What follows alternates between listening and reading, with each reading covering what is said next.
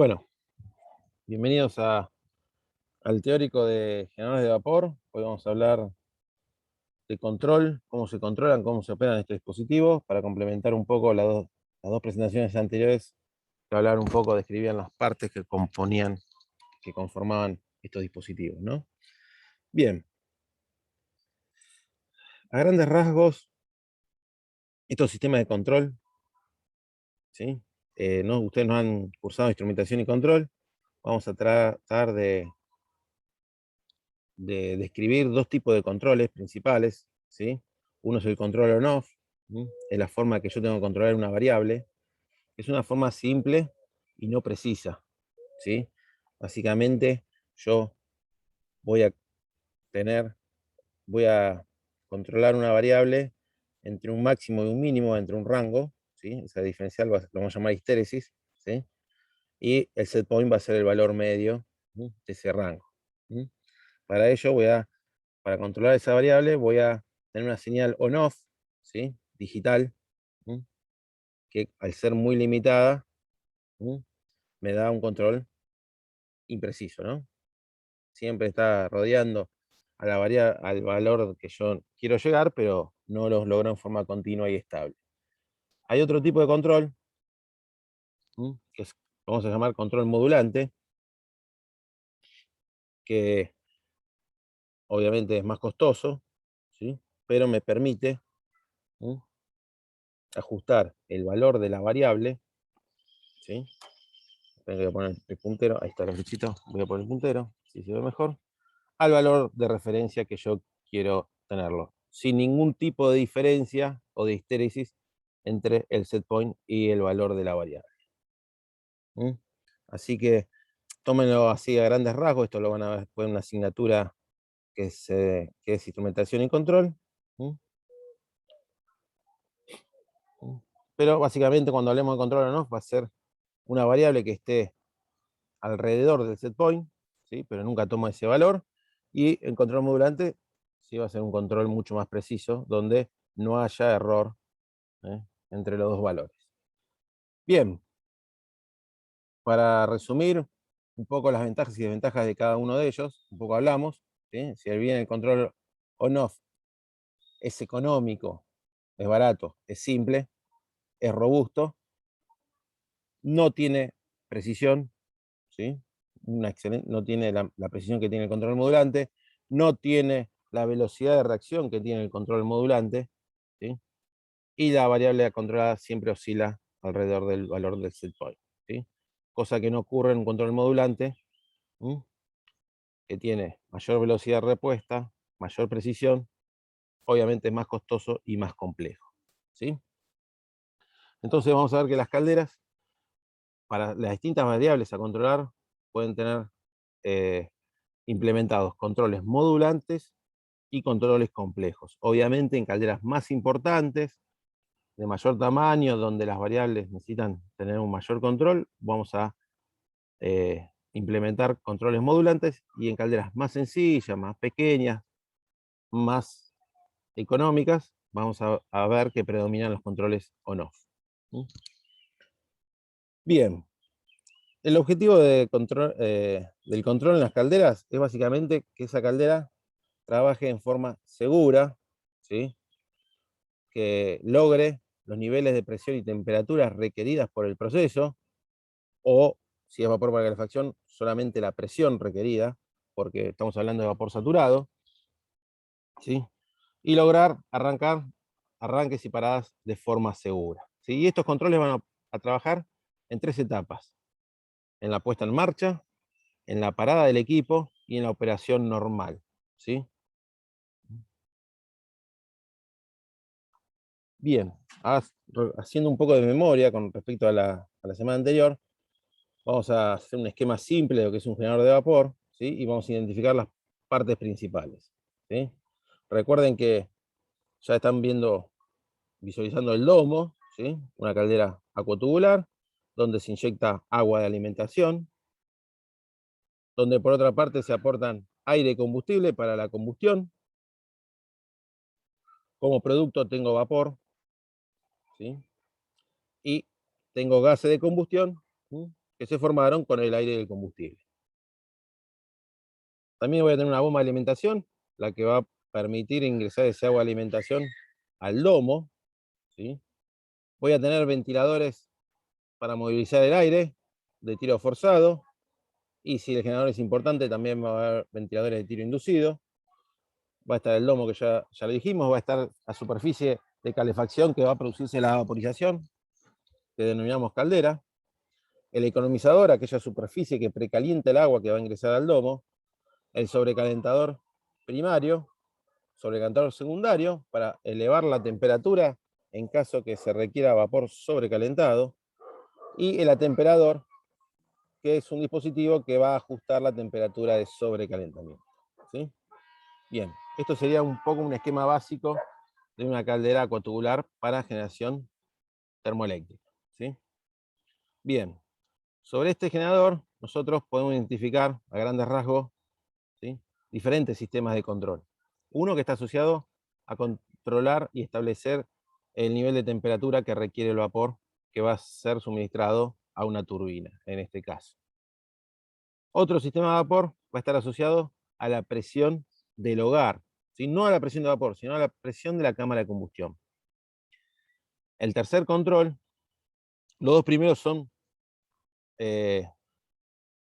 particulares de generación termoeléctrica, ¿sí?, de acuatubulares de alta presión para generación termoeléctrica. El tercer sistema de control va a estar el que va a controlar la presión de vapor saturado, ¿sí? Este está en la totalidad de los generadores de vapor o de la caldera.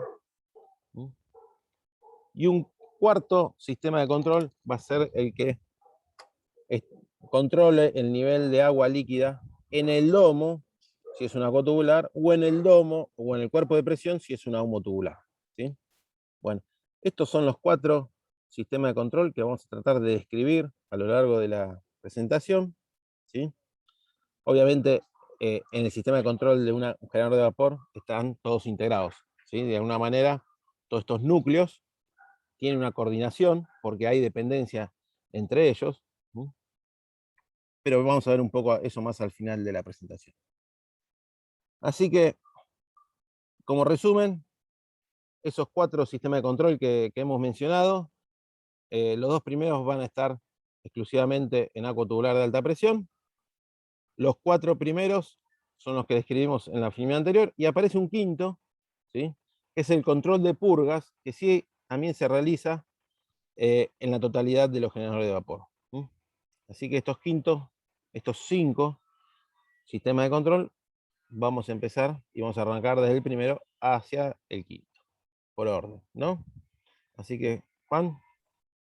Bien, bueno, Edu, vamos a arrancar con los dos primeros, que como bien dijo Eduardo, obviamente un control de la temperatura del vapor va a estar en aquellos generadores de vapor que su producto sea el vapor sobrecalentado, ¿no? Porque si no, no tiene sentido este tipo de control. En una caldera de una industria, este control no va a estar, como bien dijo Edu, sino que estamos hablando de calderas abocadas a la generación de electricidad y de gran tamaño, ¿bien?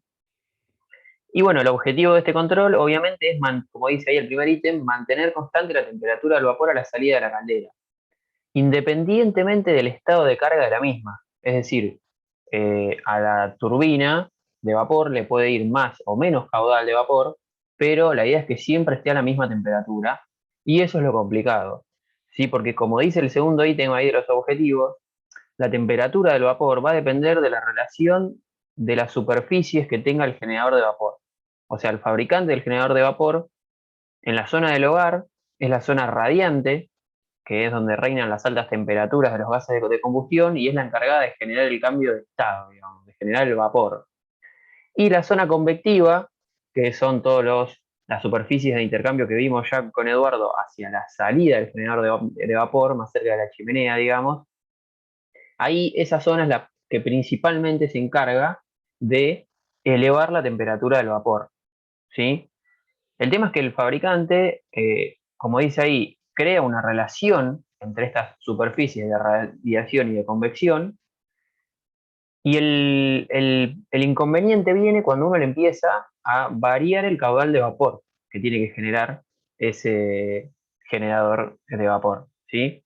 Cuando se baja la carga, ahí empieza a complicarse la temperatura del vapor. Vamos a ver qué métodos hay para que, independientemente de la carga y de las superficies que fijó el fabricante, podamos tener un vapor a una temperatura bastante estable, digamos.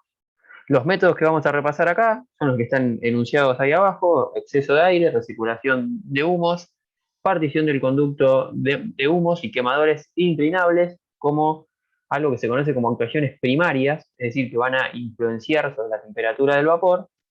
Y el último, el quinto, la atemperación, que ya algo hemos hablado en clases anteriores, es el ajuste fino, digamos, ¿sí? Vamos a ver en qué consiste cada uno de ellos, empezando por el exceso de aire, ¿sí? Así que si Edu me pasa la idea porque sigue, Si yo pudiera, Juan. estamos remotos acá, entonces se complica un poco. Si esto me daría bolillo, Juan. Ahí está. Ahí va. Ah, No, no tanto, a ver, ahí ahí está. está. Bien, exceso de aire. Una de las posibilidades que se puede, que puede tener un generador, digamos, para modificar la temperatura del vapor es variar el exceso de aire con el que trabaja la combustión, ¿sí? Como ustedes ya vieron, el exceso de aire es uno, el óptimo, que es el que hace más eficiente a esa combustión.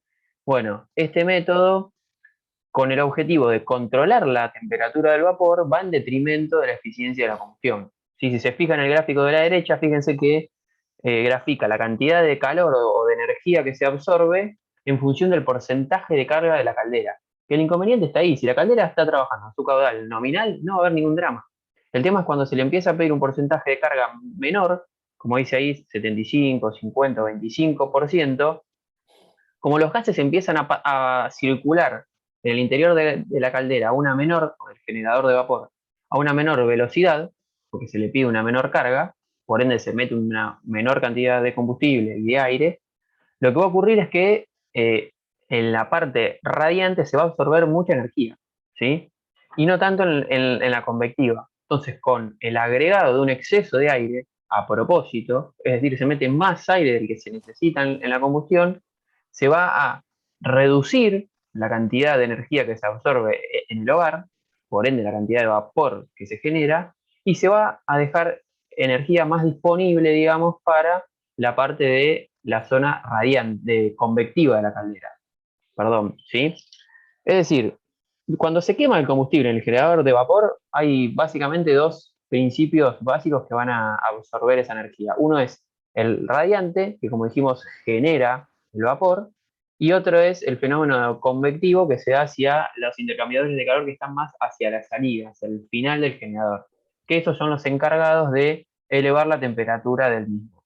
Bien, esos básicamente algunos tipos de generadores de vapor, controlando la cantidad de exceso de aire, pueden controlar la temperatura del vapor que generan, digamos.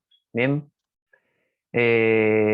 no es el método más económico, como dijimos, porque estamos introduciendo en el hogar una masa de aire relativamente fría. Entonces diluimos la energía que genera la combustión.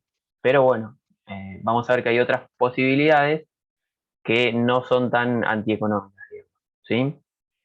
Edu, ¿me pasás a el método que sigue, que es la recirculación de humos? Sí. Se te reveló la computadora. Ah, es increíble. Hacé clic en la diapo con el puntero. Ahí está. ¿Y no te pasa? Ahí Ahí va. está. Recirculación de humos. Bueno, tiene un efecto tardío. Es un método parecido al anterior, porque consiste en introducir una masa de un gas, ¿sí?, en el generador, pero ahora no es una masa de aire, que como dijimos hoy estaba relativamente frío, sino que fíjense en los esquemas de la derecha, lo que hace es tomar aire, perdón, gases, producto de la combustión, que antes de que se escapen a la chimenea a través de un forzador, los recircula introduciéndolos de nuevo en el generador de vapor. Esto es un método mucho más atractivo desde lo económico, porque no está metiendo gases que están tan fríos como antes, Y operativamente también le es mejor al generador de vapor este método que el anterior. Y básicamente hay dos posibilidades: que esos gases producto de la combustión se inyecten en el hogar, ¿sí? O, como vemos en la imagen de la derecha, que los gases se inyecten en la zona convectiva de la caldera, que es hacia la zona de los sobrecalentadores, recalentadores y el economizador. Bien, si Edu pasa a la diapo que sigue, ahí vamos a ver qué cambia uno u otro, ¿sí? Básicamente, fíjense, en la izquierda tenemos, si los inyectamos en el hogar, lo que va a pasar es que los gases circulan tan rápido por el hogar que fíjense que ahí tenemos ese gráfico que muestra la absorción de calor en el eje de ordenadas o Y en función del porcentaje de recirculación de humo. Si el porcentaje de recirculación de humo aumenta, los gases, producto de la combustión, pasan tan rápido por el hogar, o digamos de otra manera, pasan más rápido por el hogar, entonces no generan tanta absorción de energía en esa zona del generador, por ende el generador no genera tanto vapor, sino que fíjense que deja más energía disponible para las superficies que están en la zona convectiva de la caldera, que ahí dice sobrecalentador, primario y secundario, recalentador y economizador. Bien. Y fíjense que la temperatura de salida del hogar, que es la curva que está arriba en azul, prácticamente se mantiene constante en la izquierda, Edu, ¿sí? Prácticamente se mantiene constante en este caso. ¿Eso qué significa? Y que más o menos la energía que se absorbe también es constante, ¿no? Bien, esa es una posibilidad. La otra posibilidad, si en vez de inyectar esa recirculación de gases o de humos en el hogar, se lo inyecta en la zona convectiva, fíjense que ahí el hogar ni se entera, porque claro, está previo a eso, sino que lo que se va a hacer es disminuir la energía que se absorbe en el sobrecalentador secundario y aumentar en el economizador y en el sobrecalentador primario.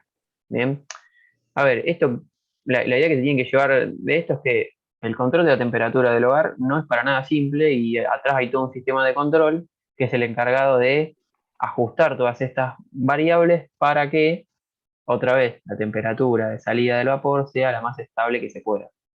Y ahí sí, en ese caso hay una diferencia en la absorción que fíjense que es marcada por un cambio en la temperatura de salida del hogar, ¿no? Que claramente ahí va a disminuir cuando aumenta la recirculación de humo, digamos, ¿no? Pero bueno, eh, están estas dos posibilidades en cuanto a recirculación de humos, que como dijimos es un método más atractivo que el anterior, porque se inyecta una masa de gases que está a una cierta temperatura. O sea, no causa tanta perturbación como el exceso de aire, porque está metiendo gas acá un poco más caliente, digamos, ¿sí? A mayor temperatura. ¿Algo para comentar de esto, Edu? No, no. ¿Alguien tiene alguna duda? ¿Se entendió más o menos? Todos estos sistemas que están mencionando Juan también está escrito en un apunte teórico, Sí, ¿sí? Que vamos a subir a la plataforma, así que también lo pueden leer de ahí mismo, ¿no? sí, sí. Y- Bueno, creo que este era el más complicado de entender, porque los que siguen son mucho más simples. Por ejemplo, acá tenemos partición del conducto de humos, que es algo tan simple como, fíjense en el esquema que tenemos a la derecha, que está el hogar a la izquierda, donde tiene una letra, parece que A o algo así. ah, Y después, Perdón, Juan. sí, Creo que Fede, si pones a anotar, todos podemos ver tu lapicito. Digo, por si quieres usarlo como puntero. sí, no sé dónde carancho tengo que tocar anotar, pero vamos a ver si me deja. Ver opciones, anotar. Arriba. Bien. Igual, no sé, por ahí te sirve, por Ah, a ahí ver, no. opciones, anotar. Ahí, ¿ven mi lápiz o no lo estarían no. viendo? Bueno, Mala mía. Pensé que todos veíamos el lápiz. listo. No importa. Bien, entonces lo que pasa acá, fíjense, hacia la zona convectiva del generador, a donde está marcando Edu, fíjense que hay compuertas, ¿sí? En la parte inferior. Y esas compuertas, básicamente, si uno las deja en posición de apertura, los humos circulan por todas las superficies. En este caso, por ejemplo, ahí dice recalentador a la derecha. Ahora, el sistema de control podría cerrar la compuerta de la derecha y los gases no circulan por el recalentador, entonces esa superficie no absorbe energía, digamos. Y claramente esa energía va a ir a parar a las otras superficies que tenga el generador de vapor, ¿no? Pero es algo que es muy simple. Es otra posibilidad y existen algunos generadores de vapor para controlar la temperatura del mismo, ¿sí? Eh, Nada más que esto. Vamos, si querés, al método de quemadores inclinables. Esto, fíjense que tenemos las tres imágenes que están ahí abajo a la izquierda, ¿sí? Que algunos generadores de vapor tienen la posibilidad de mover, obviamente, una distancia acotada, sus quemadores, de modo tal de, digamos, mover también la bola de fuego que generan y que absorba el agua, digamos, más energía en la parte del hogar o en la parte convectiva. Fíjense, por ejemplo, ahí en las tres imágenes, en la de la izquierda, digamos que la bola de fuego está en la parte del hogar, bien abajo del generador, ¿no? Y si nos movemos hacia la derecha, fíjense que esa bola se va yendo cada vez más hacia arriba o hacia la parte convectiva de la caldera. Entonces, se podría suponer que en la foto de la izquierda el generador está generando más vapor y en la de la derecha está sobrecalentando más el vapor.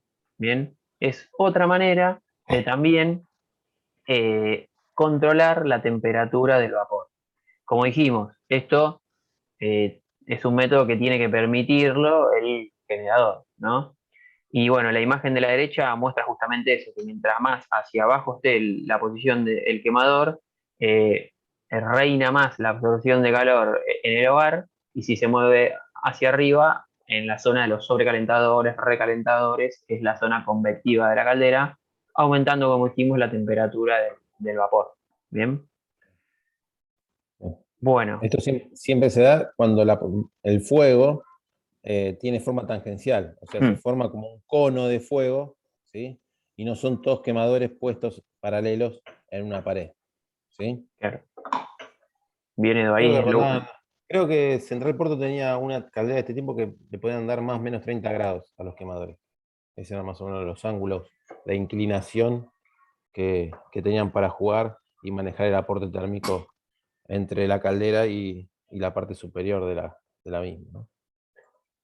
Perfecto. Bien, bueno, y hasta acá vimos los cuatro métodos que tiene el sistema de control de un generador de vapor de gran tamaño, abocado a la generación termoeléctrica, digamos, para ir a alimentar una turbina, como para tratar de controlar la temperatura del vapor de manera indirecta, si se quisiera, ¿no? Porque toca otras variables para inferir en la temperatura del vapor. En un mundo ideal, listo, la temperatura del vapor, si todos estos sistemas de control fueran perfectos, sería la adecuada.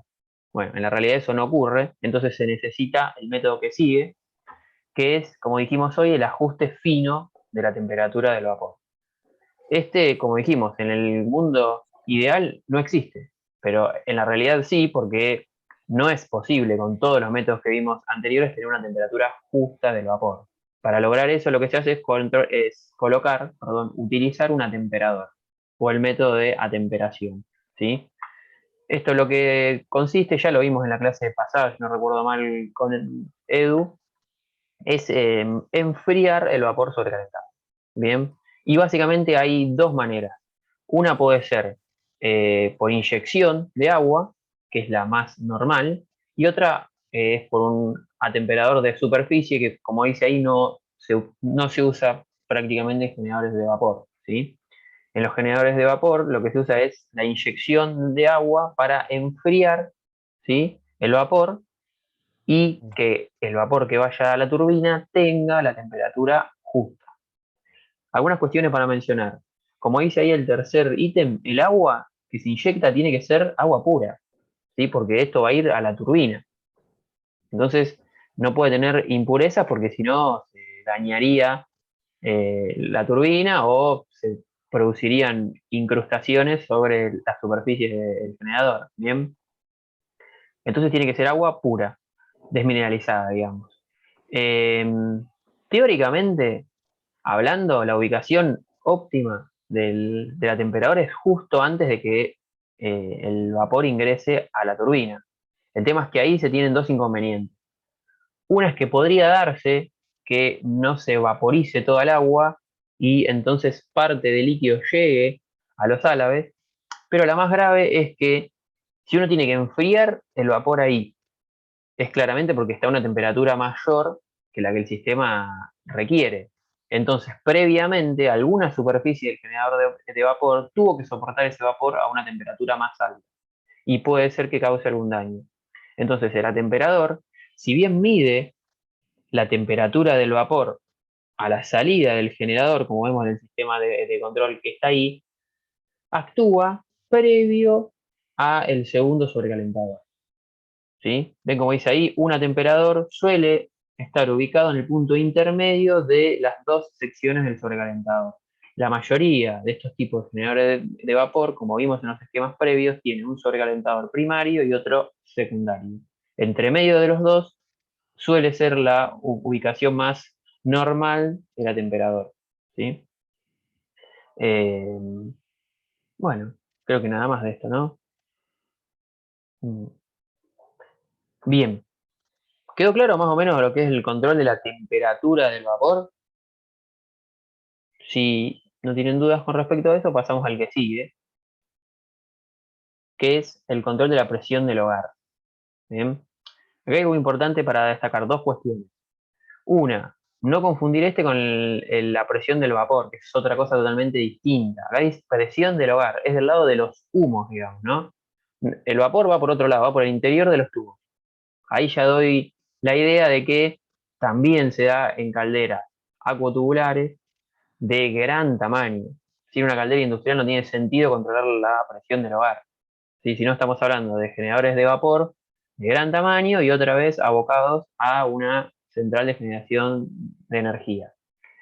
Ahí tenemos un esquemita, ¿sí? Y fíjense que la presión del hogar, que ahí está marcado como R2, fíjense que nos dice que actúa sobre los gases de combustión. Más precisamente, generalmente, sobre un forzador que está en los gases de combustión, que ahora vamos a ir viendo de qué se trata eso. ¿Sí? Bueno, aclarar estas situaciones, básicamente en los generadores de vapor, estamos hablando otra vez de gran tamaño, de gran porte, eh, la presión del hogar puede tener básicamente dos valores. El que está puesto ahí como A, que es que el hogar siempre esté a una presión mayor que la atmosférica, ¿sí? Ahí en esos casos lo que se hace es, con el generador de vapor cuenta con ventiladores de tiro forzado, es decir, que empujan el aire en el quemador, por decirlo de algún modo, ¿no? Aire fresco que toman de la atmósfera, bueno, previo paso por las superficies que precalientan ese aire, ¿no? En algunos casos, inyectan el aire que se mezcla con el combustible y se produce la combustión, pasa por todas las superficies y escapa por la chimenea. En estos casos, como dice ahí el segundo ítem, no existe un valor más o menos fijo de la presión del hogar, porque va en relación al estado de carga del generador. Si el generador de vapor tiene un estado de carga alto, va a requerir mucho combustible, por ende mucho aire, ¿sí? Y la presión es un poco más alta. Cuando el estado de carga del generador baja, baja el combustible que quema, baja el aire y por ende baja un poco la presión del hogar. ¿Bien? Y la segunda posibilidad, que por ahí es muy usada también en generadores de gran tamaño, es que la presión del hogar esté un poquito en depresión con respecto a la atmosférica. Si no es un gran vacío que tiene, sino es un poco más baja que la presión atmosférica. ¿Y cómo logra eso un generador de vapor? Además de los ventiladores de tiro forzado que inyectan aire, tiene ventiladores o forzadores de tiro inducido que van a succionar los gases producto de la combustión. Como que hay forzadores que empujan el aire fresco y otros forzadores que succionan los gases ya producto de la combustión. Eso también se suele conocer como tiro balanceado y hace que la presión en el hogar, como dijimos, esté un poquito por debajo de la presión atmosférica. En estos casos, ¿sí? Sí, la presión del hogar está en un valor bastante estable independientemente del estado de carga del generador. El sistema de control lo que hace es variar los ventiladores de tiro inducido, porque los de forzado van a ir de la mano con el quemador. Si el quemador pide más combustible, los de tiro forzado tienen que mandar indefectiblemente más aire, ¿sí? Para que esa combustión sea lo más completa y eficiente que se puede. Los que van a variar el caudal de humos que mueven son los de tiro inducido, para que la presión del hogar esté generalmente en un valor bastante estable, ¿sí? Así es más o menos como funcionan, y en cualquiera de los dos casos tiene que haber sistemas de seguridad. Porque si bien los valores de presión del hogar pueden que no varíen mucho de la atmosférica, piensen que en este tipo de generadores de vapor, el área, ¿sí?, del hogar y de todas las superficies es mucha. Entonces, valores muy distintos de la atmósfera puede ser que creen que estas superficies, ¿sí?, tengan un esfuerzo importante. Entonces, en el primero de los casos, lo que se suele hacer es, eh, si el estado de carga es muy alto, poner un limitador de combustible y por ende un limitador de aire para que la presión no suba mucho más de la atmosférica, ¿sí? Y en el segundo caso lo que se puede hacer, ¿sí?, es poner por seguridad un sistema también que, por ejemplo, el generador está en un estado de carga alto y salta por seguridad la caldera, pues el generador, lo primero que va a hacer es cortar el combustible, y si los ventiladores de tiro inducido no se detienen rápidamente, puede crear una gran depresión en el hogar. Entonces, por seguridad, también sacan de servicio ese tipo de forzadores, ¿sí? Bueno, ¿algo más para mencionar esto, Edu? Bueno, a la derecha tenemos también un esquema de control que no es tan pertinente a esta asignatura, sino que ustedes lo van a ver más en instrumentación y control, pero fíjense que lo que muestra es un sensor que mide la presión del hogar y mediante una lógica, fíjense que dice que está en el campo, eso está en el generador. Mediante una lógica, ¿sí?, va a actuar sobre los ventiladores de tiro inducido, ven que dice abajo VTI, ¿sí?, actuando sobre la velocidad de los mismos o sobre unas compuertas de los mismos, ¿sí?, para modular la cantidad de humos que saquen estos forzadores. Bien, intentando que otra vez la presión del hogar esté lo más estable posible. Estamos hablando del caso B, ¿no? Porque si estamos hablando de ventiladores de tiro inducido, estamos en el caso B, ¿sí? Nada más. ¿Se entendió? El que calla otorga. Sí, se entendió. Sí, profe, se entendió bien. Bueno, gracias, gracias. Después, igual, Bueno, cuando lean el apunte, nos vuelven a consultar como siempre, ¿no? Ahora le devuelvo la palabra a Eduardo. bien.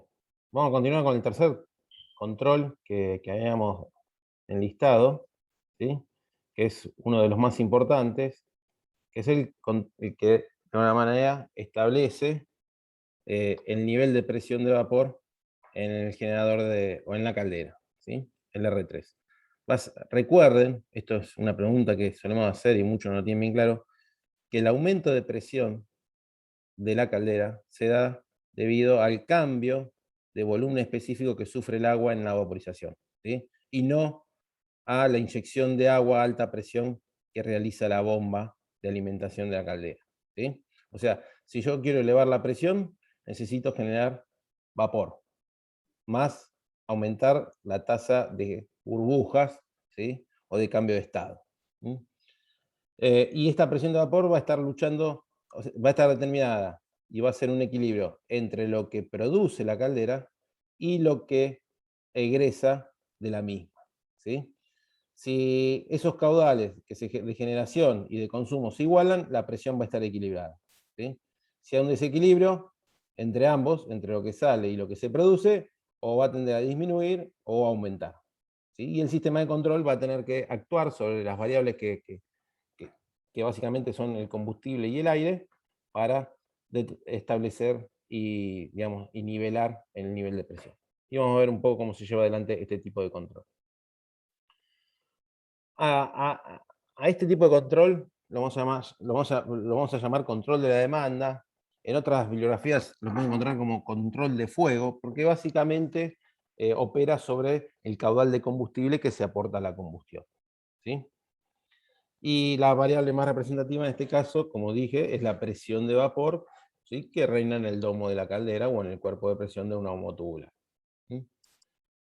Así que, para ver un poco cómo sería la película, de cómo trabaja este sistema de controles, en un primer momento aumenta la demanda de carga, ¿sí? Es el caudal de vapor que va a ser suministrado o a la turbina o a la instalación, ¿sí? La reacción va a ser una apertura de válvula de control de los intercambiadores de calor o de la turbina para aumentar su carga. Si aumenta la apertura de las válvulas, va a aumentar el caudal de vapor que egresa del generador, y a la misma tasa de combustión la presión de vapor va a comenzar a descender, ¿sí? La respuesta que va a dar el sistema de control va a ser aportar más agua, porque está egresando más vapor de agua, va a aumentar el aporte de combustible para, de alguna manera, igualar nuevamente la demanda a la producción de vapor, ¿sí? Y ahí este sistema de control va a estar todo el tiempo tratando de seguir de la mejor manera posible a la demanda, ¿sí? Obviamente acá también valen un poco las cuestiones que hablamos de control modulante y el control on-off con las limitaciones que tiene, ¿no? O sea, con un control modulante voy a poder seguir de mejor manera la oferta de vapor a la demanda, y un control on-off va a estar más limitado, va a ser más simple y me va a producir oscilaciones, ¿sí?, en la presión del vapor. Bueno, una cuestión. Si bien este tipo de control se va a regir por la presión de vapor, en muchos casos se utiliza el caudal de vapor como variable anticipatoria, ¿sí? O sea, esto también está un poco sujeto a lo que es teoría de control. Si uno puede ver lo que sucede antes, ¿sí?, se puede adelantar, el sistema de control puede prevenir lo que va a ocurrir, ¿sí?, porque antes de un descenso de presión lo que se produce es un aumento en la demanda, ¿sí? Entonces yo puedo tener sistemas más completos que no solo censen en campo la presión de vapor, obviamente con un presostato, con un traductor de presión, ¿sí?, que envíe al controlador, que lo compare con el set point, que es la variable que yo voy a determinar, ¿sí?, que quiero tener en mi sistema, ¿sí?, para, de una manera, leyendo esa presión y comparando con el set point, determine el controlador cuál es la demanda de fuego o cuál es la apertura de la válvula de combustible del quemador o los quemadores, ¿sí?, o el nivel de fuego, ¿sí? Como dije anteriormente, para anticiparme, muchas veces en calderas no simples, no económicas, se incorpora una segunda señal, que es un caudalímetro de vapor conectado en la salida del vapor, que me va a anticipar, ¿sí?, lo que va a suceder con la presión, ¿sí? Entonces, de alguna manera, esto me hace que en forma anticipada se empiece a elevar la demanda de fuego para, de alguna manera, afrontar el descenso de presión que se viene a posterior, ¿sí? Pero esto se ven en calderas, en no todas las calderas de vapor, ¿sí?, porque obviamente a través de esto hay una inversión, y son controles más complejos. Bueno, ahora, lo anterior, el control, la demanda de fuego, la demanda de caldera, está asociada a manejar la corriente del combustible, ¿sí? Para complementar el funcionamiento de este control, está el control de la combustión, que eso ya lo vimos en la unidad anterior, en combustibles y combustión, que básicamente es regular la relación aire-combustible para optimizar el sistema de combustión, ¿sí? O sea, básicamente el control de la combustión va a actuar sobre los flujos de aire, básicamente en función de lo que determine el control anterior, que va a ser el que determine el caudal de combustible, ¿sí?, conforme a la demanda que haya en el sistema. ¿Sí? Va a tratar de garantizar una combustión completa, va a mantener el exceso de aire en un rango establecido, ¿sí?, por el control, va a encargarse de la secuencia de encendido de los quemadores, ¿sí?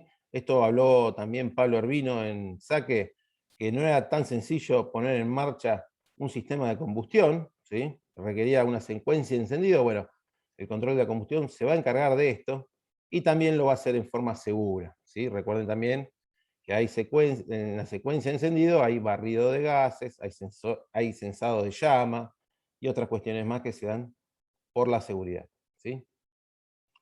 Bien, y acá un poco lo que hablaba Juan, ¿sí? El control de la combustión no va a ser independiente del control de la presión del hogar, ¿sí?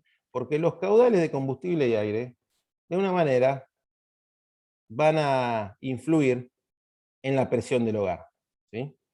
Y básicamente a mayor tasa de combustión, aporte calórico, el VTI, el ventilador de tiro inducido, va a tener que elevar su marcha para, de una manera, estabilizar la presión dentro del hogar, ¿sí? O sea, fíjense cómo la presión del hogar depende del estado de carga de la caldera. ¿Mm? Bueno, ¿cómo se lleva a cabo el control de la combustión? ¿Sí? El control de, acuérdense, control de fuego o de la demanda está asociado presión de vapor y válvula de combustible. O sea, lo que yo estoy marcando acá sería lo que controla el nivel de presión de la caldera. Esta zona, la zona de la izquierda. Ahora, si a este control yo le incorporo una segunda señal que proviene también de campo en la chimenea, que es un analizador de gases de combustión, ¿sí? Me va a permitir medir online en forma continua las concentraciones de gases de combustión y corregir, ¿sí?, el aporte de aire para la combustión, manejando el funcionamiento del ventilador, ¿sí?, de tiro forzado, ¿sí? Entonces fíjense en cómo el control de la combustión complementa el funcionamiento de la demanda de vapor o control de fuego. ¿Mm? Bien, entonces, teniendo en cuenta estos dos controles, el control más simple que vamos a ver nosotros, ¿sí?, el control simple es el control de la demanda de fuego, es el que va a tener un presostato y una señal de caudal de vapor, que acá no está recortado, y va a alimentar la válvula de combustible, ¿sí? Y en los controles simples, donde no se hace ningún análisis de los gases de combustión, la proporción combustible-aire es una relación fija que está impuesta en el controlador, sin ningún tipo de ajuste, ¿eh? Y en función de la posición de la válvula de combustible se va a posicionar la válvula que dosifica aire o el sistema que aporta el aire para la combustión, ¿sí? Sin ningún tipo de retroalimentación, sin saber realmente se está dando la mejor combustión que pueda lograr, ¿sí? Ahora, con la instalación de medición, de analizadores de gases o de celdas que midan oxígeno y o monóxido, ¿sí?, porque hay sistemas que solamente miden oxígeno y hay otros sistemas que complementan y miden oxígeno y monóxido, para, ya ustedes como saben, en combustión, teniendo las dos concentraciones de dos gases, puedo sacar el dióxido por cálculo y puedo saber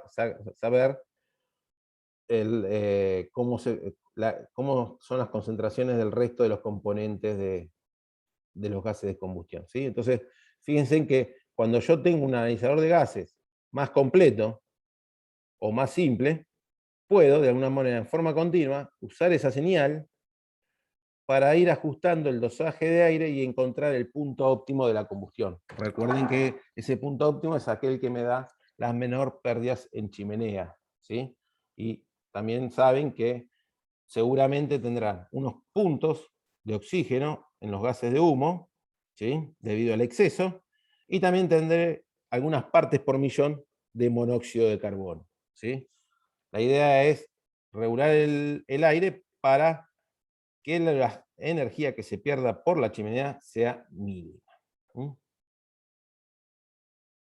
Bien. ¿Alguna pregunta hasta acá? Del caudal, del control de la demanda, control de fuego. ¿Mm? Muchas veces se llama control de presión de vapor. ¿Mm?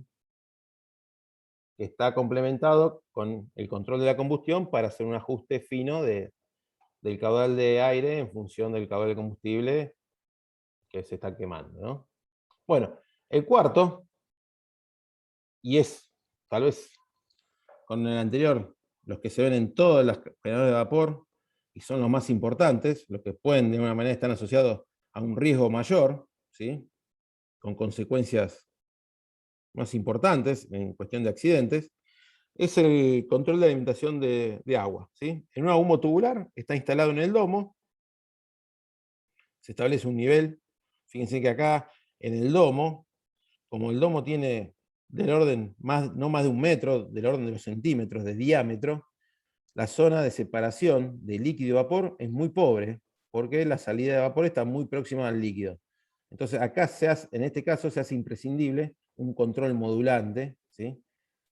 Porque es muy preciso y me mantiene el agua siempre en un mismo nivel y alejado de la salida de vapor. En caldera, si esto fue una caldera homotubular de vapor saturado, donde la cámara de separación es más importante, tal vez no haga falta un control modulante y me alcance con un control tipo on-off.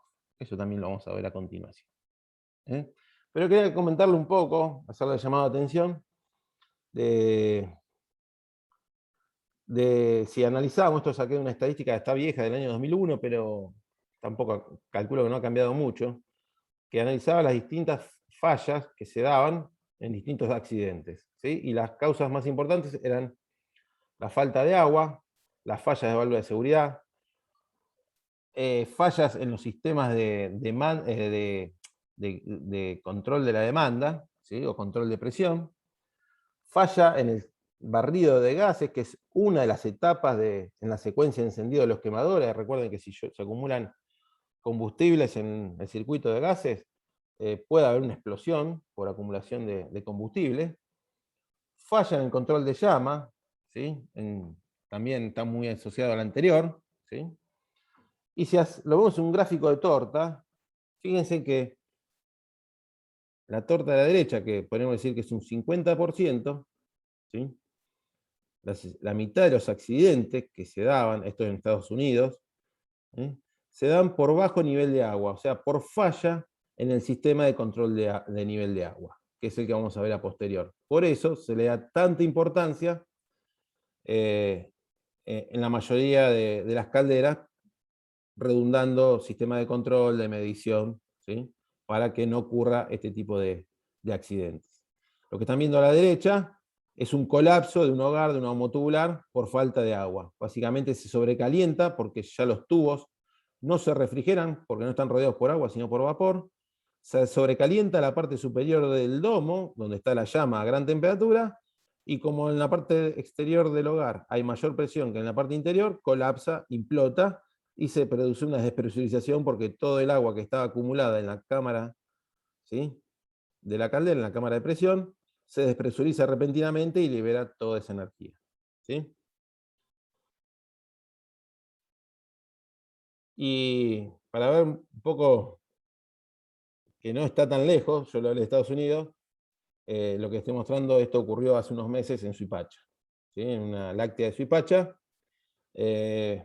Van a ver una caldera homotubular, que según lo que dijo Pablo Rino, hubo falta de agua, ¿sí? No se le suministró, falló el control de nivel de agua, se quedó sin agua, y fíjense lo que ocurrió. La caldera estaba dentro de este galpón, donde había una pared con portones, techo. Bueno, la fuerza, la energía que tenía almacenada en su interior, en forma de vapor, ¿sí?, se liberó y produjo un corrimiento, además de la destrucción total de la caldera, ¿sí?, un corrimiento que en este caso yo lo pongo así con un poco de gracia porque no hubo ningún tipo de accidente de daño personal. Sí, sí económico, pero no hubo ningún herido. Si no, no haría este tipo de fotos, de explicación, ¿no? Bueno, ahora sí vamos a ver un poco más en detalle cómo se lleva adelante un sistema de control de nivel de agua. Sepamos primero que hay 3 tecnologías de sensores, ¿sí? Están algunos que son del tipo mecánicos, se le dicen, de tipo flotante, como la mochila de inodoro de su casa, básicamente funcionan de esa manera. Otros ya son eléctricos, son por conductividad y por capacitancia. Son 3 tecnologías distintas, más simple a más complejo, más económico a más oneroso. Más allá del sensor de nivel que tenga incorporado a la caldera, o los sensores de nivel, una caldera, esto es más o menos lo que estamos viendo, es como un nivel burbuja, un nivel de líquido donde uno a través de un cristal puede validar el nivel de agua dentro de la caldera, ¿sí? Básicamente una caldera tiene que ser capaz de poder medir niveles de operación, que son los que están en negro. Básicamente, si es un control on-off, la caldera va a estar trabajando todo el tiempo entre un control a un nivel máximo, donde se pare la marcha de la bomba de alimentación de agua, se espere un tiempo, a medida que egrese vapor, este agua líquida va a ir bajando su nivel porque se va consumiendo, y va a haber un segundo nivel donde inicie la incorporación nuevamente de agua al cuerpo de presión. ¿Sí? Básicamente como el tanque de agua de sus casas, ¿sí? Donde hay periodos donde la bomba enciende y donde corta. ¿Sí? Si aplico un control modulante en un control on-off, estos dos niveles se van y aparece un único control de agua, un nivel de agua de referencia, porque un control modulante me permite mantener siempre el mismo nivel de agua. ¿Sí? En condiciones normales de operación, sea on-off el control o modulante, ¿sí? El agua va a estar realmente por el nivel medio de la mirilla. ¿Sí? Ahora, va a haber niveles de seguridad, ¿sí? Toda caldera va a tener un nivel por alto nivel, básicamente es porque en la incorporación de agua no se detuvo a tiempo y se siguió llenando agua líquida y se está aproximando a la salida de vapor, incrementando la posibilidad de arrastre de agua líquida a la instalación.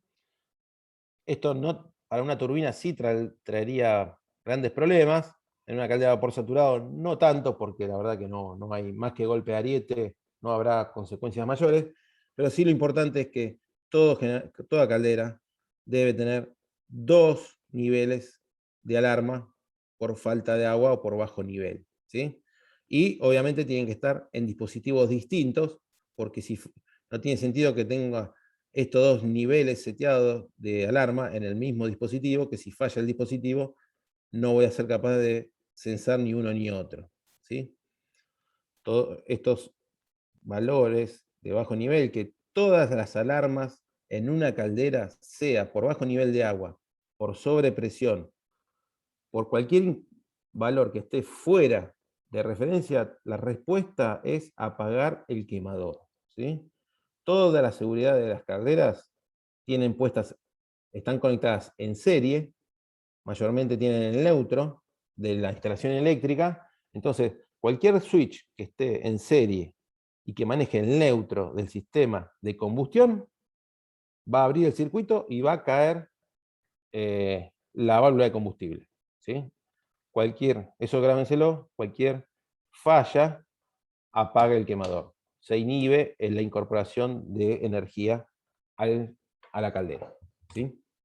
A ver cómo se llama como disparo de la caldera.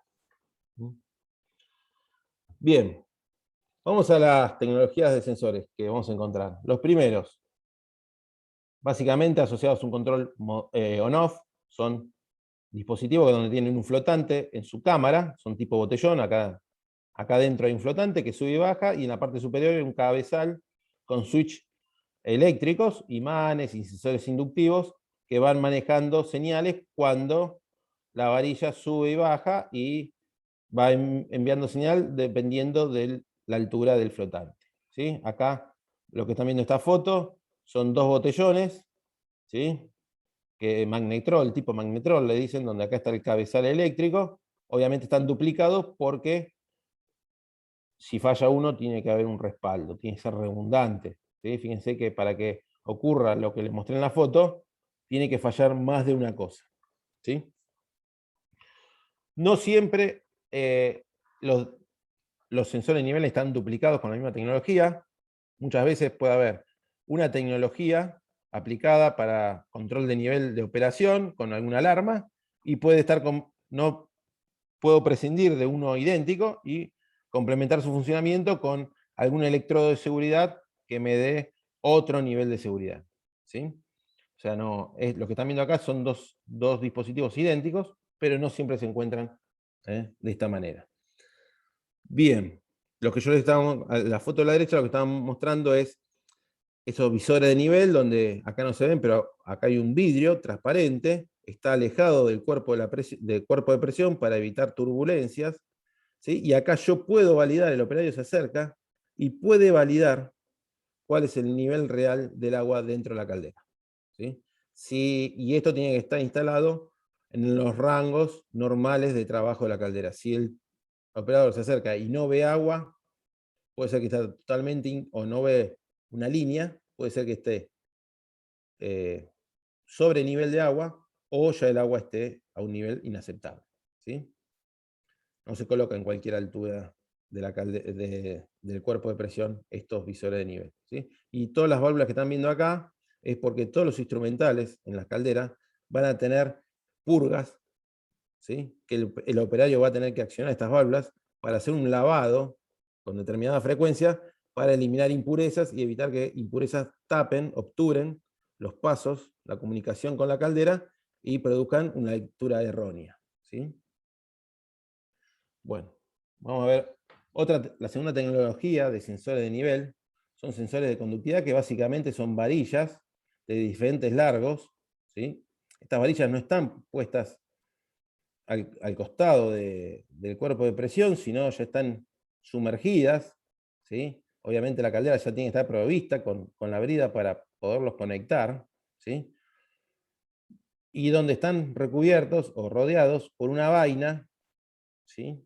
De acero, un tubo de acero conectado, con conexiones para copiar el nivel de agua, pero digamos de una manera reducir la turbulencia y tener una lectura más estable. Porque si uno en realidad ve lo que pasa en esta superficie de separación de vapor, va a ver que es muy inestable debido a las burbujas. Entonces, por cada varilla que yo tenga, voy a tener un nivel de referencia, ¿sí? Y básicamente es que si el agua toca la varilla, envía una señal al controlador y el controlador sabe dónde está el agua. Fíjense que los puntos donde yo puedo tener una lectura del nivel son discretos, son unos pocos, ¿sí? Por eso también este sensor por conductividad está asociado a un control on-off de nivel de agua, ¿sí? Y fíjense que el controlador va a actuar en un control on-off sobre el encendido y apagado de la bomba de alimentación de agua, ¿sí?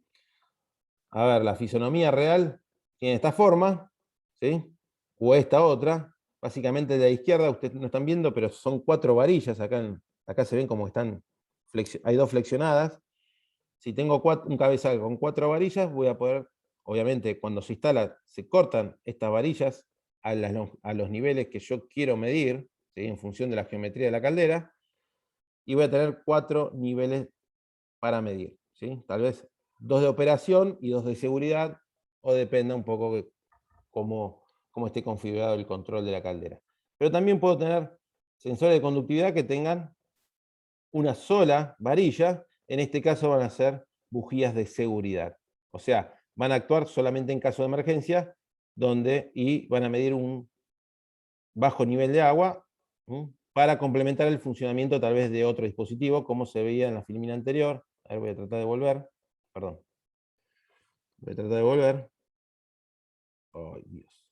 Acá. Fíjense en cómo este corte que está acá, hay un nivel magnético, tipo flotante, magnetrol, ¿sí? Complementado con una bujía por conductividad para tener un segundo dispositivo que me actúe de seguridad. Si el primero falla, va a haber un segundo que lo esté respaldando. Bien. Y la tercera tecnología en sensores son sensores por capacidad, ¿sí? No sensan conductividad, sino capacidad. Y básicamente la capacidad va a ser una señal variable, análoga, no digital, ¿sí? Que va a variar en función de la profundidad de inmersión, ¿sí? O sea, esta varilla, este sensor de capacidad, que también va instalado de la misma manera que la sonda por conductividad, ¿sí? En la cámara de presión, obviamente también revestida por una vaina para apaciguar un poco el agua que la rodea. A diferencia del anterior, esta sonda de capacidad me va a dar una señal analógica. 0 a 10 volt, ¿sí? 5 a 20 mA, pero continua en el tiempo y variable. Y este va a ser el sensor por excelencia que voy a asociar a un control modulante. Porque yo en un control modulante, aquel que va reponiendo en forma continua la cantidad justa de agua, ¿sí? Igualando el aporte al egreso de vapor, ¿sí? Para hacer esa operación tengo que estar leyendo en forma continua el nivel de agua y mantener un único nivel, ¿sí? Este es el sensor apto para ese tipo de control, el modulante, ¿sí? Y básicamente, a diferencia, para ver un poco la diferencia de estos controles, es que en un control on-off, como dije anteriormente, sea una sonda conductiva o un sensor de nivel magnético que esté puesto en forma lateral con conexiones al cuerpo de presión, a la cámara de vapor y a la cámara de agua, van a actuar principalmente en la energización de la bomba de alimentación, ¿sí? Obviamente son los más baratos, son simples y son adecuados para calderas que están trabajando un determinado tiempo y otro tiempo están fuera de servicio o no se están solicitando vapor. Esto es típico de un proceso donde hay una operación que necesita vapor y otras que no. Obviamente no es el caso de una turbina, ya porque una turbina demanda vapor en forma continua y sostenida, ¿sí? Está trabajando las 24 horas del día, ¿sí? Y tampoco admite este tipo de control porque da un rango de trabajo que en los ciclos superior incrementa la posibilidad de arrastre de agua hacia el sistema, ¿sí? Otras desventajas más que tiene este tipo de control on-off es que cuando la bomba inicia su marcha para reponer el agua que está faltando, ingresa grandes cantidades de agua que producen un enfriamiento de la caldera y una disminución drástica de la tasa de vaporización, ¿sí? O sea, es como causa un shock térmico en la caldera porque se está metiendo mucha agua que puede estar precalentada, pero igualmente produce una disminución de temperatura de saturación y con eso se suprime la tasa de vaporización. El quemador va a tener que trabajar al 100% de su capacidad para llegar nuevamente a la ebullición y reponer el nivel de presión que requiere la caldera, ¿sí? Entonces, si bien en calderas humotubulares se aplica este tipo de control, ¿sí? Tiene estas desventajas, ¿sí? El agua fría reduce la presión, el quemador tiene que trabajar al 100%, ¿sí? Y en los puntos que el agua está en su punto superior, mayor nivel de llenado, hay posibilidad de arrastre de agua. Bien, el control de nivel modulante, aplicado a control de nivel de agua, ya lo dijimos, el sensor para este tipo de control es la sonda capacitiva, que me va a dar una señal analógica, y el controlador no va a operar sobre la marcha de la bomba, sino sobre una válvula de control proporcional, modulante. Es como una canilla que va a ir abriendo y cerrando en función de lo que determine el controlador, ¿sí? O sea, y gracias a este conjunto de dispositivos, voy a hacer que el nivel de agua sea siempre constante en el tiempo, más bajo y más separado de la salida de vapor, disminuyendo el arrastre. Para ello también, tengan en cuenta que esta bomba de alimentación tiene que estar energizada todo el tiempo, ¿sí? Las 24 horas del día, o mientras trabaje la caldera, suministrando de presión al ingreso de la válvula, que va a modular su apertura para dejar pasar más o menos líquido, ¿sí?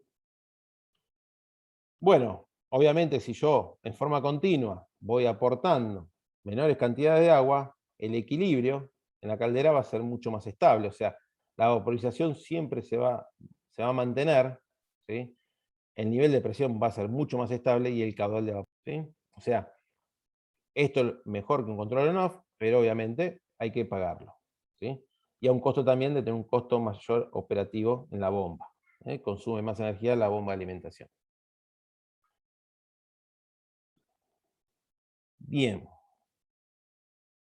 Como siempre, fíjense que lo mejor operativamente hablando es lo más oneroso, ¿sí? Hay calderas que ameritan instalar este tipo de control y hay calderas que no se amortiza este sobrecosto en su funcionamiento, básicamente. Bueno, saliendo un poco de la tecnología de los sensores de nivel, si el nivel es con modulante on-off, ¿sí? Aparecen también variantes de otro tipo en el control, que puede ser el más simple, como los que vimos anteriormente, que es de un elemento donde solamente se mide el nivel del domo o del cuerpo de la presión de la humo tubular, ¿sí? Y con eso se comanda o la bomba de alimentación en on-off o la válvula proporcional en un modulante. Pero lo puedo hacer un poco más complejo. También utilizando la misma idea que en un control de la demanda, anticiparme midiendo el caudal de vapor, ¿sí? Usar una segunda señal, ¿sí? Porque yo sé que si aumenta el caudal de vapor, antes que comience a bajar el nivel de agua, bueno, el controlador ve esa foto anterior, ¿sí? A lo que le va a marcar la sonda capacitiva, y empieza a preparar la caldera e incorporar mayor nivel de agua para que cuando tienda a bajar el nivel, ya la caldera esté preparada y pueda responder al aumento de la demanda, ¿sí? ¿Y lo puedo mejorar a esto? Obviamente, fíjense que ya la cantidad de dispositivos que hay que adquirir, que hay que relacionar, son mayores y eso aumenta el costo. ¿Y lo puedo hacer de mejor manera? Y sí. Además, no solo medir el nivel del serpentín y el caudal de vapor como anticipación, como señal de anticipación, ¿sí? Para actuar en la válvula que incorpora agua, sino también un tercer elemento es medir el caudal de agua que se incorpora. O sea, básicamente, este tipo de control lo que busca es, si se va 10 kilos por segundo de vapor, es verificar que estén ingresando 10 kilos de agua por segundo al domo, ¿sí? Obviamente siempre también supervisando lo que marca el nivel de líquido, ¿sí? Entonces fíjense en cómo yo puedo complejizar el control de nivel de agua, obviamente, si el servicio lo requiere, ¿sí? Todos estos sistemas de más de un elemento se aplican más a calderas acuotubular que a humotubular.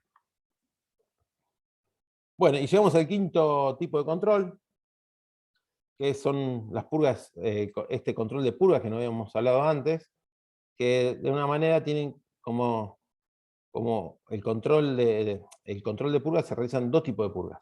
Primero, vamos a llamar, la primera va a ser purga de superficie, que vamos a empezar a hablar ahora, y luego vamos a hablar de la purga de fondo, ¿sí? O sea, la caldera se purga por dos puntos, con diferentes objetivos, ¿sí? La purga de superficie, que básicamente se hace midiendo los sólidos disueltos totales que tiene el agua. Esto se hace midiendo la conductividad eléctrica en microsiemens, ¿sí? La idea es mantener el agua blanda dentro de la caldera, y ese nivel de sólidos disueltos totales va a ser menor o igual al recomendado por el fabricante del generador de vapor.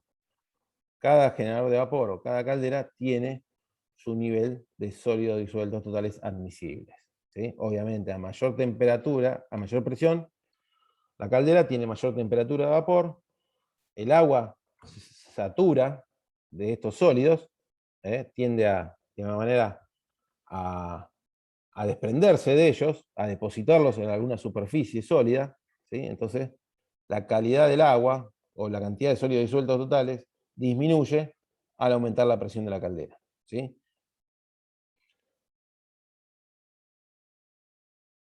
Bien. Y esta purga se hace, básicamente, introduciendo un sensor de conductividad en el cuerpo de agua, ¿sí? Que está midiendo online. En caso de acuotubulares, se hace en el domo.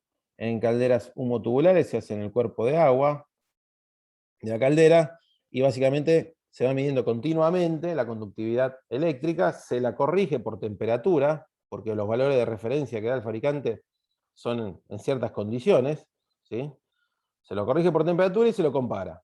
Si la conductividad del agua dentro de la caldera es mayor a la que dice el fabricante o a la seteada en el controlador, la caldera comenzará a purgar, ¿sí? Sacrifica ese agua que está con altos niveles de sólidos disueltos totales e incorpora agua desmineralizada totalmente o parcialmente, o con cierto nivel de ablandamiento, hasta que por dilución, ¿sí? el agua que está dentro de la caldera esté en el rango, en el valor máximo permitido, ¿sí? Básicamente esa es la idea. A ver, acá estamos viendo una foto de un agua tubular, ¿sí? Que básicamente un nivel de sólidos disueltos, ¿sí? En suspensión, trae como consecuencia en la caldera básicamente incrustaciones, ¿sí? Y otras cosas que vamos a ver la semana próxima cuando Flavia nos habla de tratamiento de agua, ¿sí? Pero también como consecuencia de un alto nivel de sólidos disueltos totales, tengo una espuma que se forma, ¿sí? Sobre el agua líquida, un colchón de espuma, como el agua de los fideos, ¿sí? Que eso aumenta la posibilidad de arrastre de impurezas hacia la instalación, ¿sí? Es como cuando la olla de los fideos desborda y ustedes ahí se acuerdan de alguien que no quieren. Bueno, básicamente a la caldera le pasa algo similar, pero eso cuando tiene altos niveles de sólidos disueltos, ¿sí? Si el agua está desmineralizada o está bastante pura, las burbujas rompen fácilmente en la superficie, ¿sí? Y no producen esa espuma, o producen un nivel de altura menor de espuma, ¿sí? Si hay espuma y hay arrastre, junto con toda la mugre, digamos, que está dando vuelta en la caldera, empieza a haber problemas en la válvula de control, suciedad en la superficie de intercambio y bloqueo en trampas o dispositivos de control de vapor, ¿sí? Ni decirles si este vapor, si esto es el lomo de un acuatubular y esto va a ser inyectado en una turbina, ¿sí? Bien. Como les comenté anteriormente, cada caldera, cada fabricante especifica un máximo, como dice acá abajo, ¿sí? Un máximo de sólidos disueltos totales admisibles para que la garantía de la caldera siga vigente, ¿sí? El operador va a tener que mantener constantemente esa calidad de agua dentro de la caldera, ¿sí? Estos son niveles de referencia y fíjense en cómo las calderas de baja presión y humo tubulares son los que menos requerimientos tienen de agua, y las calderas acuatubulares y de mayor presión empiezan a tener mayores requerimientos. La caldera de serpentina, esas que yo les mostré, esa de vaporización instantánea, ¿sí? Que producía, o sea, de alguna manera recuerden que las impurezas, como esa caldera no puede tener una purga de superficie, carece de un lugar físico donde se la pueda purgar, recuerdan que se incorporaba un 10% aproximadamente de agua líquida que no se iba a vaporizar y los sólidos disueltos totales se iban a concentrar y evacuar junto con ese agua líquida que no se había vaporizado, ¿sí? En un separador de líquido. Bueno, estas purgas de superficie, ¿sí? Se pueden llevar adelante en forma manual o en forma automática. Obviamente, la manual es la más precaria, es la más económica, pero no me garantiza que siempre el agua esté en el máximo permitido de sólidos disueltos totales. Trayendo eso, esto lo hace el operario, ¿sí? El fenómeno de concentración es el mismo que si tuviera un control automático de sólidos disueltos totales, pero cuando el operario purga, puede purgar una cantidad excesiva de agua, que si bien para el tema de calidad del agua no es perjudicial, es más beneficioso porque logro un agua más pura, tengo un exceso de purga y un exceso de pérdida energética. Recuerden también, cuando hablamos de rendimiento de caldera, que estas purgas podían llevarse un 2 o un 3% de la energía aportada por el combustible, ¿sí? Entonces, esto también atenta, un control manual, una purga manual, atenta contra el rendimiento de mi generador de vapor, ¿sí? Mientras que un control automático de sólidos disueltos total es una purga que se hace en forma continua y mínima y mantiene siempre las condiciones del agua en el máximo permitido, minimizando el caudal de purga, minimizando las pérdidas energéticas, ¿sí? Vamos a ver cómo se lleva adelante uno y otro. La purga automática de calderas, ¿sí? Es un sensor de conductividad sumergido en el agua. Acá La purga de superficie siempre se hace en el agua que está dando vueltas, o sea que tiene buena turbulencia, que es representativa de lo que sucede en casi toda la caldera. Y este sensor va a enviar la señal al controlador, donde tiene un set point instalado, y cuando ese nivel de conductividad pase ese máximo permitido, comienza la purga. Pues una válvula que habla por tiempo de ciclo de apertura, segundos, abra, cierre y mida nuevamente, o modulante, proporcional, que vaya abriendo o cerrando, ¿sí? Permitiendo en forma continua purgar la caldera, ¿sí? Obviamente esto va a repercutir en el control de alimentación de la caldera, ¿sí? Porque si yo tengo acá un control on-off, donde esta válvula produce una apertura al 100%, va a fugar, créanme que si esto está del orden de los 10 bar, el caudal de agua que atraviesa esta purga son muchos litros por segundo, porque es como tener el tanque de agua a 100 metros de altura, ¿sí? Entonces se va a drenar energía y agua en exceso, ¿sí? Derrochando energía. Bien, a ver qué venía acá. Esta es la sonda de conductividad, la válvula de corte, válvula de purga, controlador, y el agua que se sacrifica, que no es agua, no es barro, es agua transparente, pero básicamente uno no ve porque son sólidos disueltos, no son sólidos en suspensión, ¿sí? Esto se lleva a un sistema de recuperación de calor. Hoy en día se trata de captar y de reinyectar esta energía, esto es líquido saturado a presión de caldera. Tiene su buena energía, su buena entalpía. Bueno, hoy en día no todo el mundo lo hace, creo que los menos, los más es que no lo hacen, ¿sí? Pero alguno podría ponerse a pensar como ingeniero, ¿sí? Industrial, optimizar esta purga y tratar de interceptar la energía o el calor disipado para precalentar otra corriente, que bien podría ser el agua que se repone por el otro lado vía la bomba de alimentación de la caldera, ¿sí? Lo que yo no cerré la idea que no cerré anteriormente es que cuando esta válvula, si es on-off y produce una apertura al 100%, van a fugar mucha agua, y fíjense cómo va a repercutir en el control del nivel de agua, porque el agua va a descender bruscamente, se va a incorporar mucha agua a menor temperatura que la que reina en la caldera, va a producir un enfriamiento de la caldera y una disminución en la tasa de vaporización. O sea, fíjense cómo, si bien estamos explicando los sistemas de control en forma individual, ¿sí? Del 1 al 5, todos están relacionados, ¿sí? Todos, uno va a repercutir en el resto, ¿no? Entonces, de alguna manera no es tan fácil la cosa, ¿no? Bien, una foto donde se ve la sonda de conductividad. Acá directamente está la válvula de control, esta canilla automática, ¿sí? Que se va a posicionar en función de una señal eléctrica. Ahora mirán cómo se hace anterior, quería volver porque si no voy a dejarlo medio visto. ¿Cómo se hace una purga manual? Bueno, la purga manual no hay un sensor de conductividad, sino básicamente hay una vía donde se extrae agua, se saca una muestra, se lo pone en un tarro enfriador para que no haya revaporización, y con un sensor de conductividad externo se mide la muestra y se decide en forma manual, con una válvula manual, se abre tantos segundos, se purga manualmente la caldera y nuevamente se toma una muestra, hasta llegar a los valores recomendados por el fabricante, ¿sí? Eso es más impreciso que realizar este tipo de control automático, ¿sí?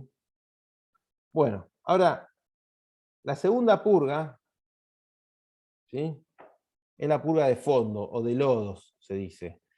Lo que ocurre en la caldera es que en los tiempos que el quemador no está activo, el agua está bastante quieta, y los sólidos que puedan haber, como el agua llega a la saturación y empieza a desprenderse de esos sólidos disueltos, bueno, esos sólidos que ahora están en suspensión, van a decantar a la parte baja de la caldera y van a tender a acumularse en la zona baja, ¿sí?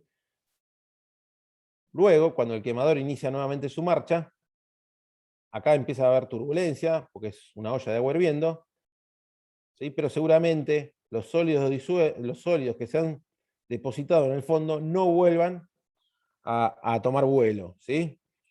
Entonces, para ello está esta segunda purga, que se hace por una válvula que está en la parte baja de la caldera, ¿sí? Que puede ser manual, que el operario tiene un procedimiento de abrir cada tanto tiempo, tantos segundos la válvula. Acá se purga también mucha agua y mucha energía, ¿sí? Que también hay que tratar de recuperar su energía y enfriarla, ¿sí? Pero tiene el objetivo no de mantener el nivel de sólido disuelto del agua en la caldera, sino de retirar los sólidos que ya han precipitado al punto bajo de la caldera, ¿sí? También se puede hacer en forma automática, reemplazando esta válvula manual por un temporizador, ¿sí? Que controla una válvula automática, como que estamos viendo acá, ¿sí? Esta es la cañería de drenaje, la parte baja de la caldera, ¿sí? Y a intervalos de tiempo regulares se produce la apertura. Acá la idea es que no se haga una purga mínima, sino tiene que ser un shock. O sea, no vale que de acá salga un chorro finito para que no interfiera con el equilibrio en cuanto a presión y nivel de la caldera, sino intencionalmente se busca un brusco movimiento del agua para que barra las impurezas que están en el fondo de la caldera, las arrastre y vayan con la purga, ¿sí? Por eso esta válvula es on-off. No es modulante porque saldría agua limpia sin arrastre de las impurezas que están en la parte de baja de la caldera. Bueno, como dijimos, esas purgas, tanto la de superficie como la de lodos o la de fondo, deben ser llevadas a un sistema de recuperación de energía, ¿sí? Pero si no lo hay, mayormente no se recupera esa energía, hay que llevar un tanque de enfriamiento de purgas. Porque la ley me limita la temperatura de vuelco de los efluentes de una industria.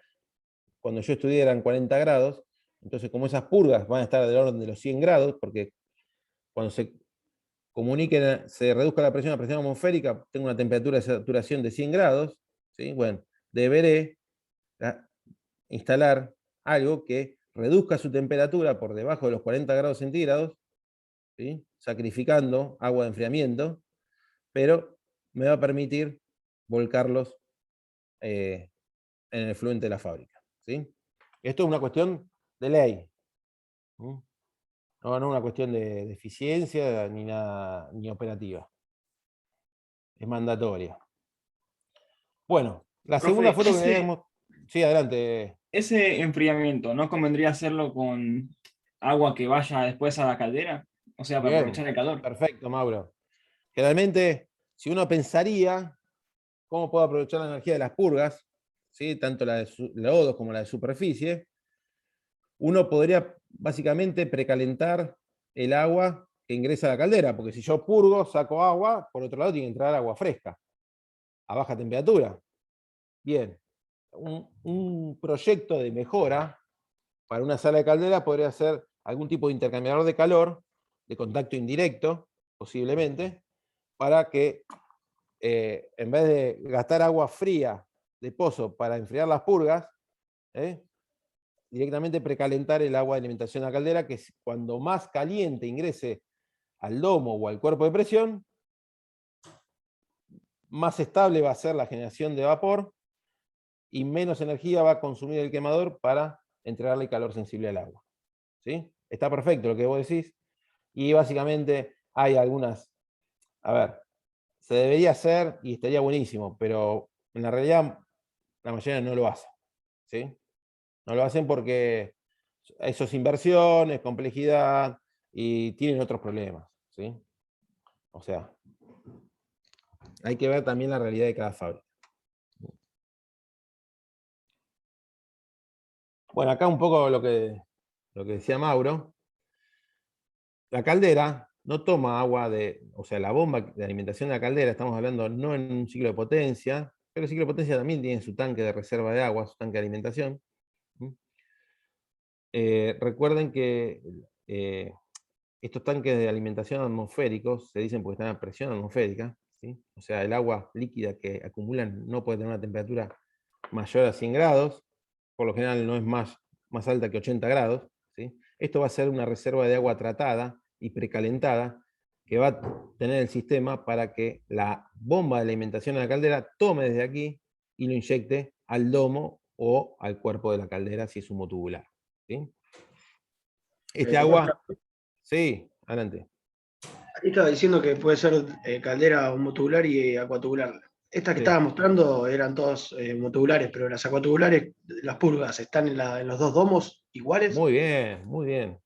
Bien, la de superficie se hace en el domo y la de fondo se hace en el colector inferior. Perfecto, una en cada uno. Uno en cada uno. Bien, eso me pasa a mí, pero bueno, trato de ir un poco más rápido así alcanza el tiempo. Pero creo que también está en el apunte teórico. Bueno, este tanque de alimentación de la caldera, vean un poco las corrientes que está manejando, ¿sí? Acá se va a aportar, a este tanque de alimentación va a tener un control de nivel que se va a aportar agua tratada, ablandada, desmineralizada, parcial o totalmente, dependiendo de la calidad que requiere la caldera, ¿sí? A medida que se vaya el agua hacia la caldera, se va a reponer por este punto. Pero también llegan otras corrientes. En caso que utilice, van a volver el retorno de los condensados, ¿sí? Del vapor que se condensó, va a volver a este tanque de alimentación de la caldera. Fíjense, también pueden, como en lo que decía Mauro, pueden venir el revaporizado de las purgas, o sea, en ese tanque de purgas o en un tanque secundario, yo puedo despresurizar las purgas de sales y de fondo a presiones levemente superiores a la atmosférica, y por el descenso de presión voy a lograr que un 10 a 20% de esa masa vuelva a vapor saturado de baja presión, y ese vapor lo puedo dirigir y hacer burbujear en esta masa de agua para producir el calentamiento y la condensación, ¿sí? Y voy a recuperar energía de las purgas y masa, porque lo que revaporiza es agua sin sólidos disueltos totales, ¿sí? Además de esto, algún tanque de alimentación, no todos tampoco, pueden tener un sistema de precalentamiento, ¿sí? Que sacrifique un poco de vapor de la caldera, inyecte vapor en este tanque para tener agua temperada a la orden de 60, 70, 80 grados, ¿sí? Y que al ingresar a la caldera no ocasione un trastorno importante, ¿sí? Bien, y lo que falta acá describir un poco es que todo esto es el agua de reposición, que puede traer un alto contenido de oxígeno disuelto, porque a baja temperatura la solubilidad del oxígeno es buena. Bueno, este cabezal desaerador lo que va a hacer es colocar en contacto agua de baja temperatura con alto contenido de oxígeno en contacto con agua a alta temperatura.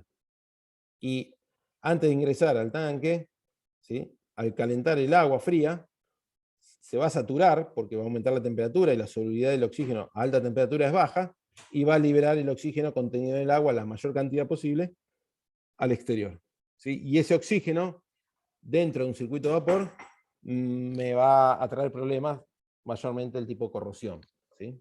Entonces fíjense cómo puedo de alguna manera hacer una desgasificación térmica, ¿sí? Utilizando el mismo agua del tanque. Bueno, siguiendo un poquito más adelante, vamos a hablar un poco de los sistemas de gestión. Esto un poco habló mucho Pablo Urbino, cuando hablaba un poco cómo se gestionaba, cómo se ponía en marcha un sistema de combustión, ¿sí? Básicamente una caldera tiene un cerebro que controla todas las secuencias de operaciones que hay que realizar para poner o quitar el servicio en forma segura a los quemadores, ¿sí? Y también dijo que había controladores del tipo mecánico, que parecen cajitas musicales, son por levas, ¿sí? Donde van girando un eje y van moviendo diferentes levas, y cada leva va en forma secuenciada, va realizando distintas operaciones, ¿sí? También hay controladores eléctricos, ¿sí? Más complejos, pero tienen el mismo objetivo, ¿sí? De alguna manera es poner en marcha los quemadores y vigilar su funcionamiento. Antes de seguir, vamos a aclarar dos términos qué vamos a referir el disparo de caldera. Esto apunta más a aclarar lo que dice el apunte teórico. El disparo de caldera va a ser cuando hay una situación de riesgo para la caldera. Bueno, esto provoca el disparo de la misma, que básicamente es la interrupción de la secuencia de encendido, ¿sí? O sea, cualquier paso que no se cumpla, cada verificación que no se cumpla en la secuencia de encendido, va a producir el disparo de la caldera, y con eso va a inhibir el encendido de los quemadores, ¿sí? Y el barrido de la caldera también habló Pablo mucho tiempo, es cuando en los arranques, en los inicios de marcha de los quemadores, hay un ciclo de barrido de gases para tratar de evacuar toda la acumulación de combustible que haya en los circuitos de gas, ¿sí? Que también hay un barrido en algunos casos cuando el quemador se apaga. Bueno, esto también lo voy a pasar bastante rápido porque lo hablábamos en la clase de saque. Este año se habló con mayor nivel de detalle. Anteriormente no llegamos con esa energía a la charla, a la segunda parte de la charla. Pero recuerden que básicamente una secuencia de encendido de cualquier generador de vapor, de cualquier caldera, va a ser, en un primer caso, llenarla de agua a nivel normal de operación, ¿sí? Porque primero, cuando yo me acerco a una caldera, le tengo que aportar el agua que requiere. Si es que falta, reponer hasta que el nivel sea normal.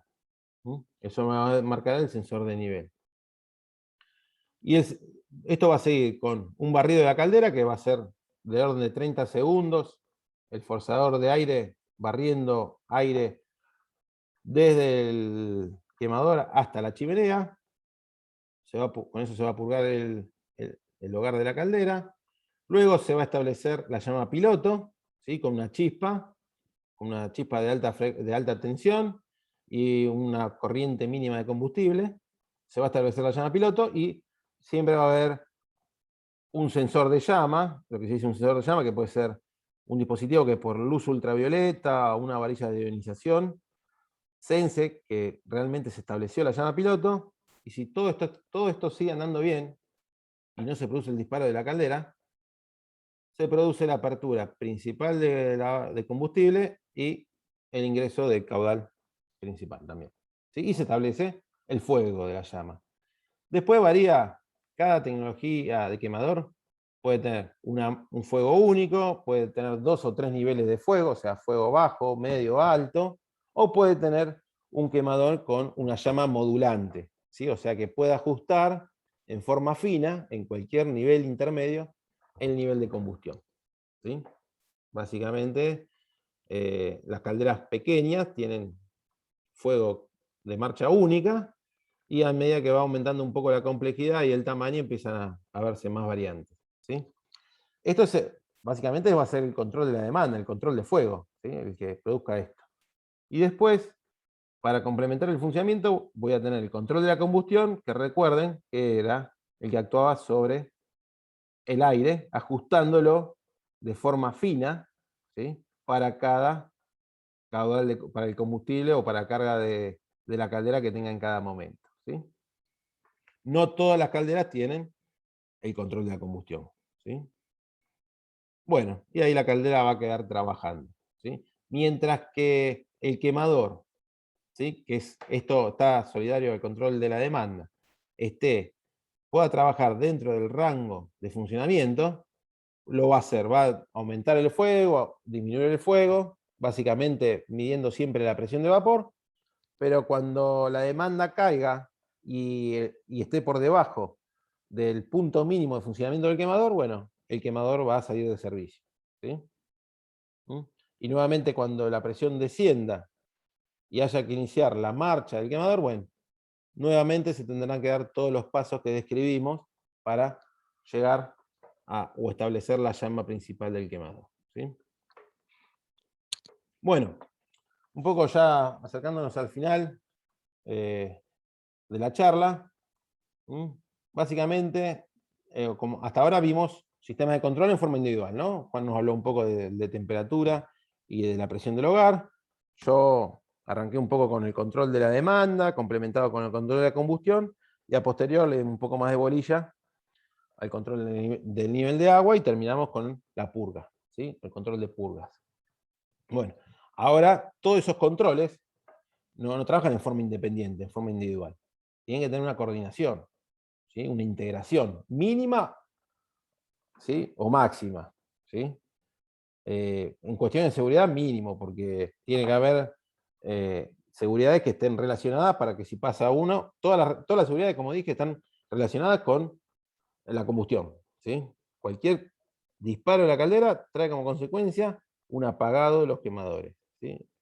No quiero aportar más energía térmica porque algo raro está pasando, ¿sí? Como un auto. Si escucho algo raro, lo primero que hago, apago el motor. Después me pongo a ver si realmente era el motor o era otra cosa. ¿Sí? Bueno, la complejidad de estos sistemas que relacionan todos los distintos sistemas de control pueden ser simples o más complejas, ¿sí? Los sistemas centralizados de control más simples son aquellos que van recibiendo señales de campo, ¿sí? Temperatura, sensores de llama, presostatos, lo que estamos viendo acá, esta cajita que está acá es un presostato que mide presión, ¿sí? Todo esto lo alimenta, son los inputs para estos sistemas de combustión, de control de combustión, ¿sí? Más simple o un poco más complejo, y van a actuar, las salidas es sobre la bomba de alimentación de agua, sobre electroválvulas para manejar combustibles o corrientes de fluidos, ventiladores, quemadores, ¿sí? Y estos sistemas de control simples, uno podría ver una foto, ¿sí? Ustedes ya sé que están en tercer año, pero cuando hagan instalación eléctrica y otro tipo de instalaciones, le va a ser un poco más corriente. Un tablero de una caldera que tiene este sistema de control bastante básico, van a ver estas fotos que están acá. Básicamente, en el interior van a ver el DCS, el control de la combustión, esta cajita que gobierna toda la secuencia de encendido, ¿sí? Van a ver relé, contactores, borneras, ¿sí? Y en el panel frontal van a ver indicadores de las variables más importantes de la caldera, ¿sí? Las que me interesan que el operario visualice, ¿eh? Indicadores lumínicos, verde si está todo bien, rojo si hay algo que no está tan bien, y botones para accionar, bomba de alimentación, encendido apagado de la caldera, donde el operario de alguna manera puede manipular las diferentes variables que le ofrece el sistema de control, ¿sí? Bueno, ¿se puede hacer un poco más, algo más sofisticado, más complejo? Sí, ¿sí? Y básicamente es cambiar un poco el cerebro, ¿sí? Poner un cerebro un poco más moderno, ¿no? Actuar sobre esta parte media, ¿sí? Y hoy en día los PLC son los que cumplen esa función, o sea, como que unifican todo en un mismo cerebro, o sea, las variables de entrada son las mismas, pero ahora tengo una unidad de control, ¿sí? Que es un PLC, ¿sí? Que es mucho más flexible en cuanto a programación, es mucho más flexible en cuanto a comunicación, porque me puedo comunicar y hasta lo puedo manejar la caldera en forma remota, y también me puede monitorear y guardar datos de lo que yo quiero. O sea, esto es una computadora es una computadora en blanco que yo la puedo programar como yo al gusto y pachere. Lo anterior es un poco más rígido, más rústico y más limitado en cuanto a prestaciones, ¿sí? Y el PLC va a actuar sobre los mismos elementos de mando de salida que el anterior, y la interfaz puede ser o una PC o una HMI, una pantalla donde muestre al operario las variables de proceso y los botones que pueda manipular para manipular el dispositivo, ¿sí? Básicamente, esto es algo más sofisticado, más moderno que lo anterior. ¿Sí? Obviamente, o sea, la caldera va a andar lo mismo y va a generar la misma calidad de vapor, ¿sí? Pero el control acá es mucho más flexible, ¿sí? Bueno, acá un ejemplo de cómo se puede ver una pantalla de esa que les mostré de HMI o el monitor de una computadora, donde se puede tener una foto del generador de vapor y se puede, además de visualizar variables que le importe al operario, además de registrarlas, de poder tener un registro continuo de estas variables, también otras pantallas donde pueda manipular los diferentes componentes, ¿sí? Y lo último, el sistema de control y gestión que voy a mostrar un poco, pero básicamente la idea general, ¿no? Es lo que se llama un sistema de control distribuido, ¿sí? Acá básicamente no es ver solamente al generador de vapor como un sistema, un control que solamente esté apuntado a operar el generador de vapor, sino tiene una visión mucho más amplia y enfoca a tener en un solo sistema de control todo el proceso, ¿sí? Todo el proceso, gobernar de una pantalla no solamente al generador de vapor, sino al generador de vapor, turbina, condensador, ¿sí? Torre de enfriamiento, ¿sí? Sistemas eléctricos, sistemas de aceite, sistemas de refrigeración, sistemas eléctricos. Esto es un sistema de control distribuido, ¿sí? Obviamente se da en instalaciones mucho más importantes donde se requiere este tipo de control, ¿sí? Vamos a ver un poquito para ir cerrando. Un sistema de control distribuido básicamente es donde yo puedo no ver solamente esto, sería mi generador de vapor, este caso es un ciclo combinado, ya ustedes esto lo saben más que yo, con su turbina, su condensador, su torre de enfriamiento, su tanque desgasificador, su bomba de alimentación. Bueno, yo en una sola pantalla puedo visualizar las variables de todo el proceso, ¿sí? Y tengo pantalla también para operar sobre los dispositivos de todo el proceso, ¿sí? Acá hay una segunda pantalla que apuntaba a un ciclo de vapor de potencia con un combustible sólido, ¿sí? Que también, básicamente es lo mismo, ¿sí? Que en la anterior. Y si vamos un poco a ver cómo son estos tipos de controles, bueno, antiguamente uno parecía un centro de comando, que básicamente es eso, un sistema de control distribuido. Antiguamente eran estas salas donde si bien habían pupitres, en cada pupitre generalmente había sectorizado los diferentes dispositivos que comprendían ese proceso, ¿sí? Estaban separados, pero el operario podría recorrerlos a todos en una misma sala. ¿Sí? Bueno, hoy en día la fisonomía de estas salas, ¿sí? Antiguas, ¿sí? Tienen la fisonomía que estoy mostrando en la última foto. Acá la que está de espalda es Flavia, que hoy no está.